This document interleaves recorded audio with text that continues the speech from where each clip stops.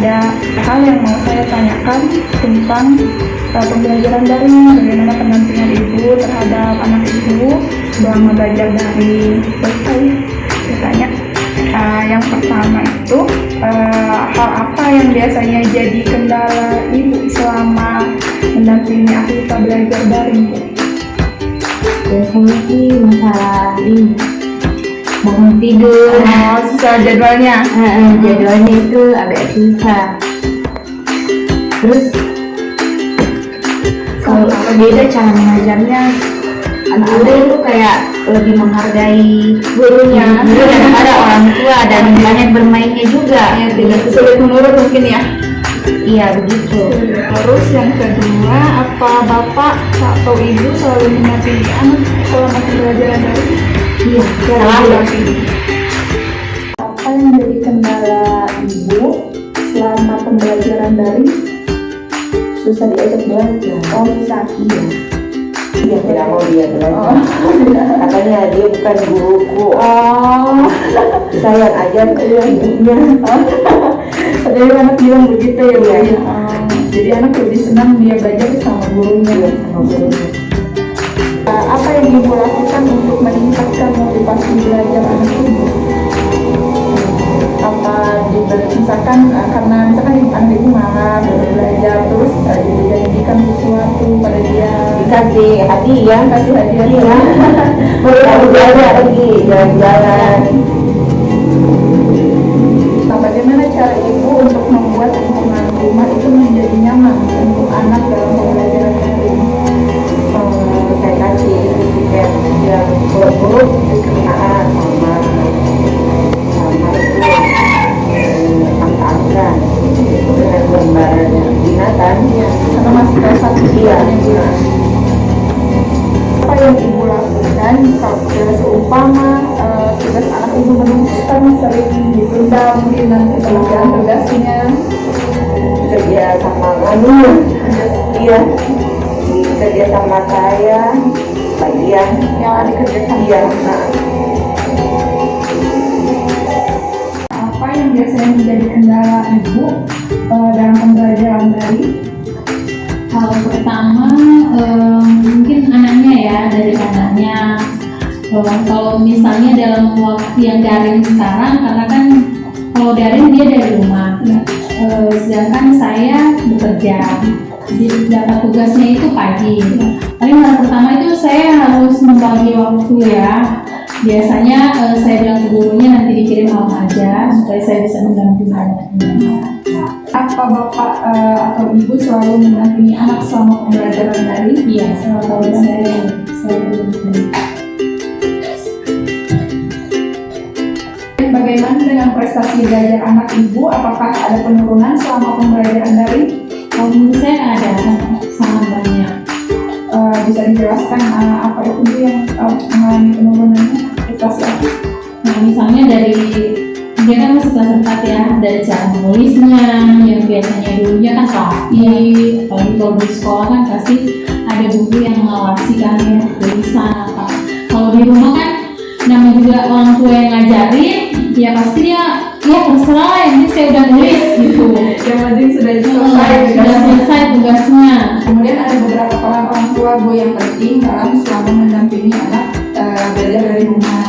Yang pertama, orang tua harus memastikan anak belajar daring dengan aman. Dengan aman itu dalam artian jangan sampai kita melepaskan anak untuk memegang gadgetnya sendiri, karena dikhawatirkan ketika dia searching pelajaran atau dia searching jawaban dari tugasnya, itu di halaman web muncul iklan-iklan yang tidak sesuai, yang tidak sepantasnya untuk dilihat oleh anak. Kita sebagai orang tua harus meminimalisir sebisa mungkin hal tersebut.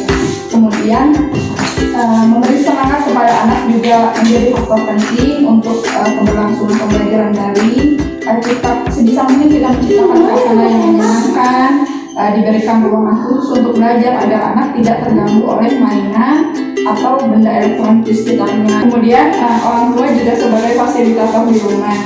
Sebagai fasilitator di sini maksudnya orang tua harus memberikan sebisa mungkin fasilitas terbaik untuk penunjang pembelajaran daring selama di rumah, supaya anak juga bisa belajar dengan semestinya meskipun dia belajar di rumah dengan perangkat elektronik, tapi dia mendapatkan fasilitas yang membuat dia nyaman untuk belajar.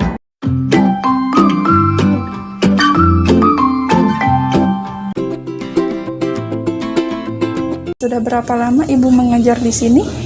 Kurang lebih 8 bulan. 8 bulan. Kemudian ada kesulitan yang Ibu alamin selama pembelajaran daring ini, Bu? Oh iya, yang pertama itu karena saya baru masuk, jadi sulit dapatkan nomor HP-nya anak-anak yang beragama Katolik, apalagi mereka kan di sini minoritas. Iya. Ya. Kemudian kurang dampingan dari orang tua begitu. Itu. Jadi kayak sudah dikasih tugas, nanti beberapa hari kemudian baru dikirim. Gitu. Kalau untuk penyampaian materinya sendiri, misalkan Ibu memberikan materi kepada anak, kesulitan yang dialami Ibu apa dari teknologinya atau sinyal atau bagaimana? Ya, apalagi kalau anak-anak yang tinggal di daerah pegunungan pasti kayak kurang dapat sinyal begitu, apalagi pulsa data dengan HP. Iya, tidak semua punya HP kan. tidak semua memiliki handphone, tidak semua rumah tinggal mereka juga mendapatkan sinyal ya Bu ya. Iya. Nah, untuk penggunaan aplikasinya Bu, ini bisa Ibu bisa install dulu Google Meet di sini. Kemudian buka aplikasinya. Tampilannya seperti ini. Nah, Ibu bisa klik rapat baru. Kemudian nanti akan ada tampilan seperti ini, diklik mulai rapat instan. Nah, kemudian setelah itu nanti akan muncul link seperti ini, Bu. Nah, linknya ini bisa Ibu bagikan ke WhatsApp supaya anak bisa ikut bergabung. Iya. Nah, penggunaannya lebih mudah ya, Bu ya, lebih simpel daripada Zoom meeting. Nah, ini bisa dipergunakan oleh Ibu seminggu sekali untuk memantau siswa Ibu secara virtual, siapa saja yang hadir dan tidak, begitu. Ada kesulitan Bu selama mengajar di belajar daring ini? Banyak. Kalau kita hanya dengan secara tertulis, anak-anak kadang-kadang suka nggak paham. Nggak paham hanya dengan tulisan, jadi mereka selalu buat kesalahan. Saat tugas kembali banyak yang salah. Terus ada juga kadang anak tidak ada HP, mereka otomatis tidak ada bahan. Tidak ada bahan ajar, dia tidak sampai materinya kepada mereka. Gitu. Mereka hanya tahu di waktu ujian akhir semester saja atau UTS itu baru ikut. Itu pun bahan tidak ada. Nah, ada juga kadang mereka tinggal di atas gunung, nggak ada jaringan juga. Nah, itu masalahnya juga termasuk jaringan. Kadang nggak ada dana juga, kalau kuota harus beli. Iya, mungkin gitu ya Bu ya. Keterbatasannya. Kemudian ada media pembelajaran yang Ibu gunakan untuk menyampaikan materi pelajaran kepada siswa? Kalau bahasa Inggris media saya kebetulan saya mengajar karena speaking ya, saya pakai audio saja. Pakai audio. Jadi saya sampaikan bagaimana cara bacanya, mereka ikuti. Lewat apa itu aplikasi? Lewat aplikasi WhatsApp saja. Dari jawaban-jawaban yang Ibu berikan pada saya, mungkin saya bisa sedikit kasih solusi ya Bu ya. Solusi yang pertama mungkin bisa dengan pemanfaatan lebih untuk menggunakan aplikasi digital sebagai media pembelajaran. Itu Google Meet. Ya, Google Meet itu penggunaannya lebih mudah daripada Zoom meeting. Mungkin Ibu bisa menggunakan Google Meet itu dalam jangka waktu misalkan 1 atau 2 kali dalam seminggu untuk memantau proses belajar siswa Ibu. Jadi Ibu bisa memastikan secara virtual gitu bahwa oh iya benar anak ini mengikuti pembelajaran saya gitu. Karena kan seringkali mungkin banyak anak-anak yang bolos ya Bu ya. Banyak sekali. Iya memang.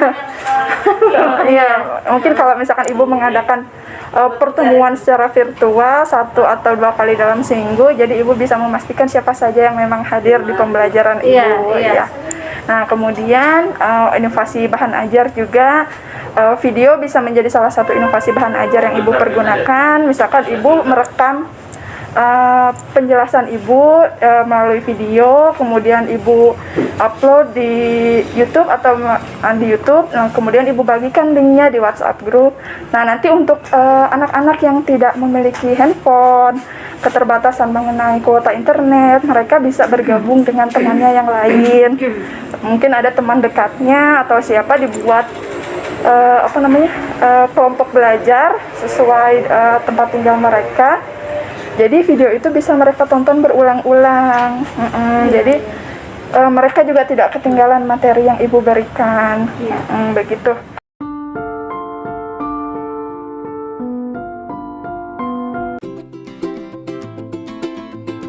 Sudah berapa lama Pak Bapak menjalani usaha jahit ini? Kalau menjalaninya ini sebenarnya sudah lama, cuman artinya untuk jalan sendiri ya sudah jalan 5 tahun. 5 tahun kurang lebih ya Pak. Jalan sendiri ya. Kemudian kan di sini banyak juga ya Pak ya penjahit-penjahit Oh, ya, betul, lain. iya. Ada beberapa memang. Apa nih yang menjadi ciri khas yang membedakan tempat usaha Bapak dengan tempat jahit lainnya? Apa ya? Apa dari mungkin jahitannya lebih rapi, pengerjaannya lebih cepat, gitu. Ya saya di sini utamakan janjinya yang harus tepat. Itu tepat dia. waktu ya, Pak, Itu ya, dia. pengerjaannya. Masalahnya kalau penjahit itu sudah bagaimana namanya itu? Tidak tepat waktu. Ya itu kan kebanyakan itu konsumen ya. tidak percaya lagi ya Pak ya. Itu dia, iya. Oke. Kemudian kan kita saat ini sedang mengalami masa pandemi Betul, COVID-19 iya. ini ya Pak ya. Betul sekali. Apa dampak yang paling Bapak rasakan selama menjalani usaha ini di tengah-tengah pandemi COVID-19 Pak? Ya, ada sih ya, artinya kan yang tadinya biasa itu sampai berapa ya sekarang agak kurang sedikit begitu. Pokoknya yang jelas pengaruh dia agak berkurang. Itu dia ya. Konsumen berkurang ya Pak ya. Iya. Apa ada perbedaan penghasilan dari sebelum pandemi dengan sesudah pandemi ini Pak? Dari jumlah penghasilan kita ada perbedaan? Ya ada sih sebenarnya. Iya. Ada sih walaupun cuman ya tetap bersyukur saja. Iya, sedikit-sedikit tapi tetap ada iya, ya Pak ya. ya, Penting ada. Kemudian bagaimana cara Bapak untuk mempromosikan tempat usaha Bapak ini Pak supaya dikenal orang-orang? Setiap saya pakaian saya itu yang sudah jadi itu saya pasangkan ada merek tersendiri kan terselip di belakangnya itu. Iya, Bapak buat merek ya, sendiri. Itu dia saya pasang di itunya. Terus kebetulan ada yang di media sosial itu yang dibilang warkop apa kan namanya mau masa ya saya kasih masuk di situ kan. Nah itu yang masuk grup itu dia. Facebook, saya promosikan di situ biasanya. Gitu. Berikut ini adalah contoh brosur yang saya buatkan untuk usaha Bapak Dawan. Sudah berapa lama Bu usaha yang Ibu jalani ini berjalan? Sudah lebih 10 tahun, tapi di pasar Jainal ini sudah 2 tahun. 2 tahun. Sebelumnya di mana Bu? Buka di mana? Di dekat Jembatan Kuning. Di dekat Jembatan Kuning. Oke. Apa yang menjadi ciri khas dari tempat makan Ibu ini? Warung makan Ibu ini? Apa dari menunya lebih banyak atau porsinya lebih banyak, harga yang ditawarkan juga lebih murah atau bagaimana? Apa yang membedakan dengan tempat-tempat lain? Harga dan menunya ya Bu ya, lebih banyak ya Bu ya dibandingkan dengan yang lain. Kemudian seperti yang kita tahu di masa saat ini kan kita sedang ada di masa pandemi COVID-19 ya Bu ya. Apa dampak yang paling Ibu rasakan terhadap usaha Ibu selama pandemi ini Bu? berkurang. Apanya Bu? Dampaknya konsumen yang datang? Iya. Lebih sedikit, konsumen yang datang lebih sedikit. Kemudian untuk pendapatannya sendiri juga sama dengan sebelum ada pandemi atau ada perbedaan Bu? Ada perbedaan, tapi sekarang ini agak mulai sudah kembali normal lagi. Iya. Sebelumnya tapi waktu awal pandemi berkurang ya Bu ya, Iya. tapi sekarang sudah stabil kembali. Oke. Nah, dan ini adalah contoh brosur yang saya buatkan untuk usaha Ibu Rosmini.